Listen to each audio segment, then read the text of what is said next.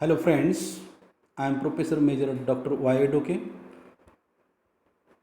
Professor and Head Department of English, Tuljabhavani Mahavidyalaya, Tuljapur, associated with Dr. Babasaheb Ambedkar Marathwada University, Aurangabad, Maharashtra.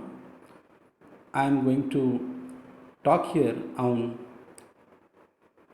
William Butler Yeats as a modern poet. William Butler Yeats was one of the modern poets who influenced his contemporaries as well as successors. By nature, he was a dreamer, a thinker who fell under the spell of the folklore and the superstitions of the Irish peasantry.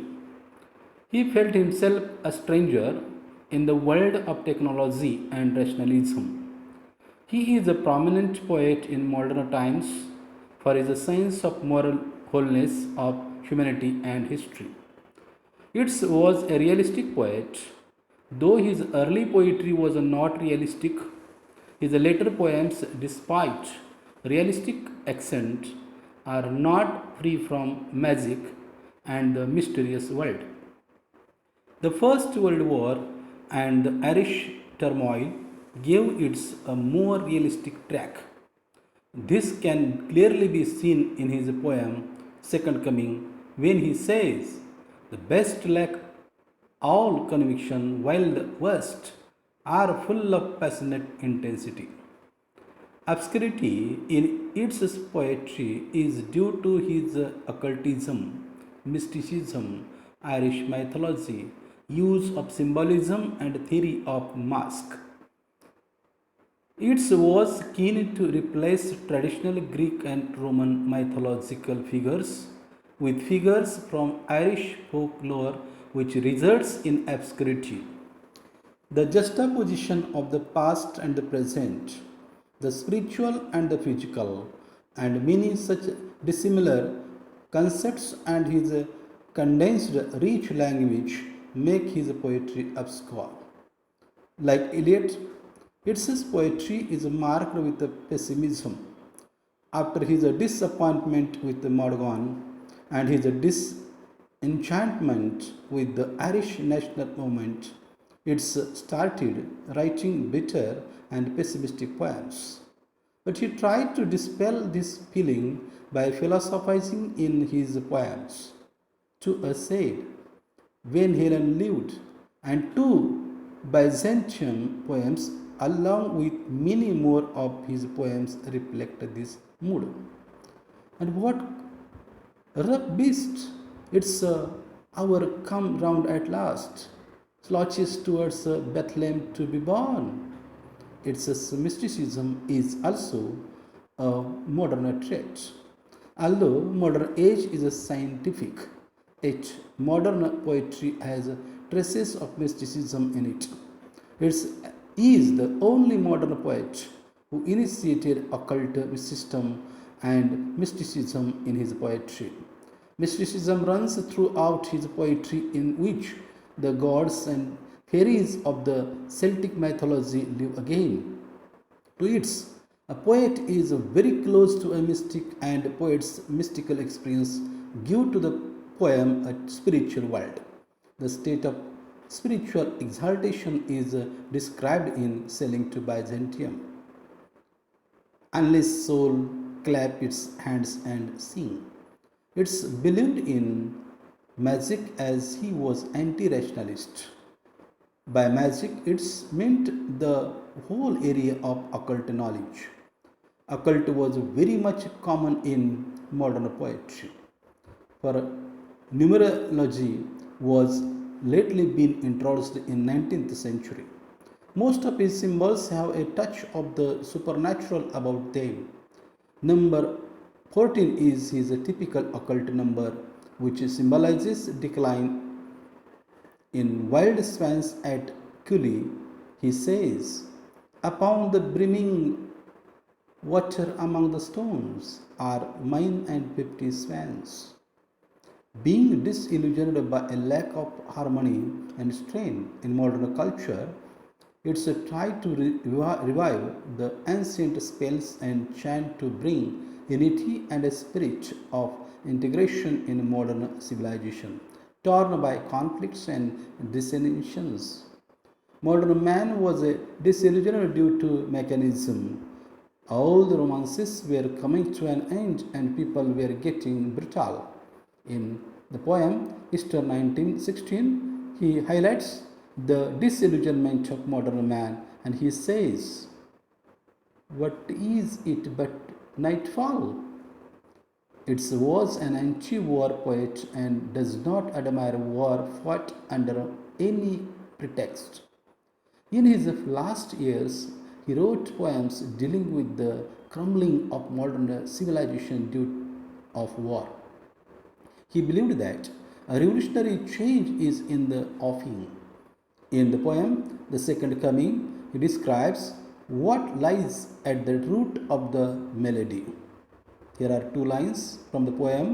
Things fall apart, the entire cannot hold, the best lack of conviction, while the worst.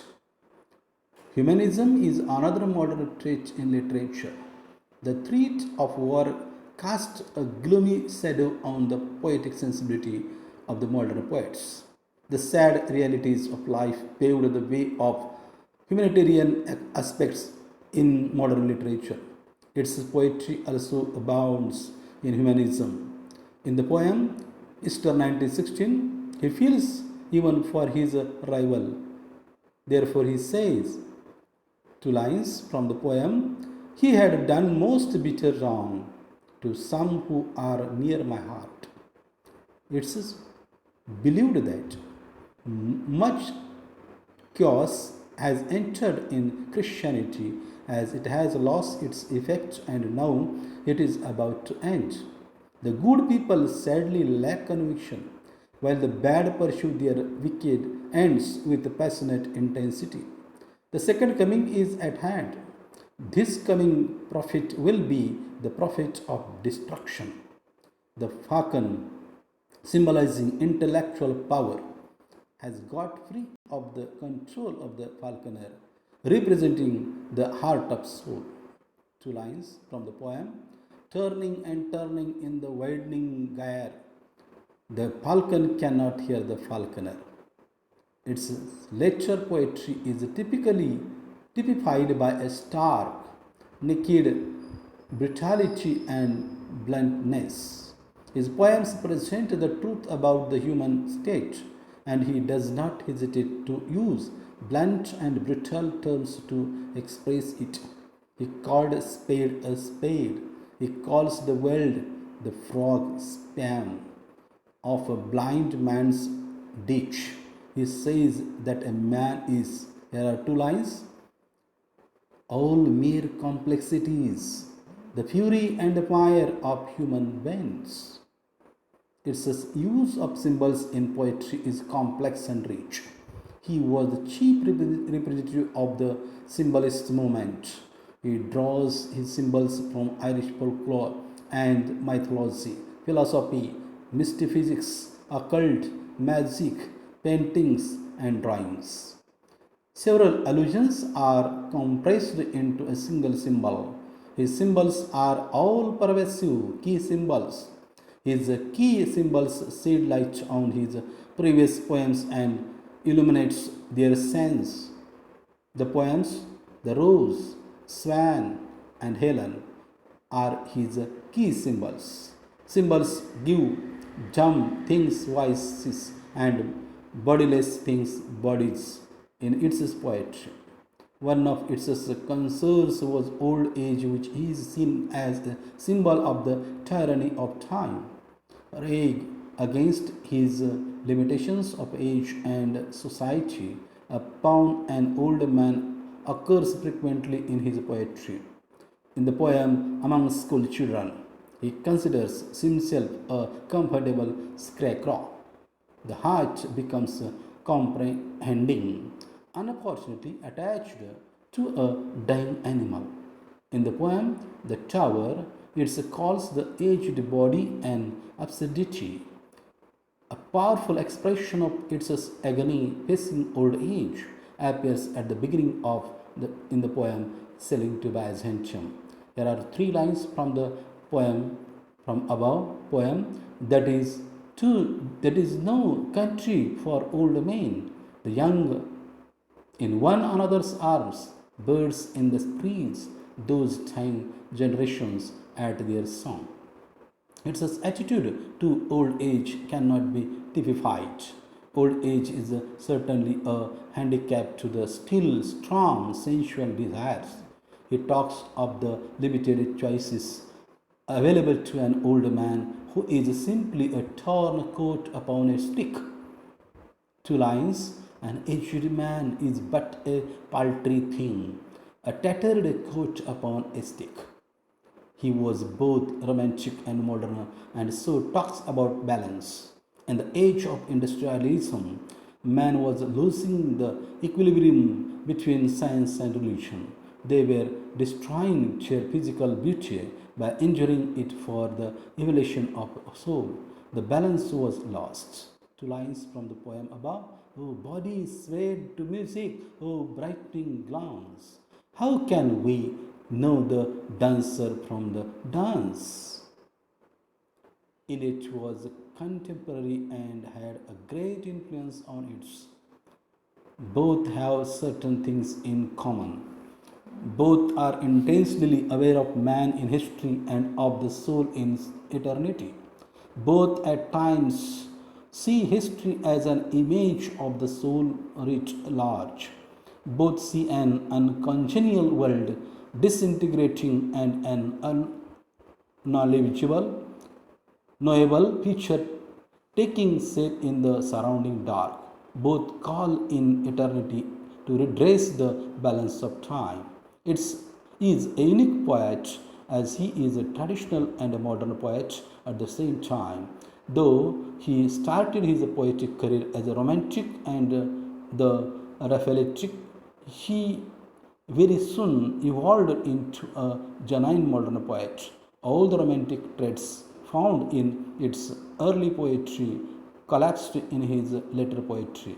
Before coming in contact with the Imaginist school, he was writing poems common with the writings of the Imagist movement, but its symbolism is not derived from that movement. Thus, Yeats is a poet who is both traditional and modern. Thank you.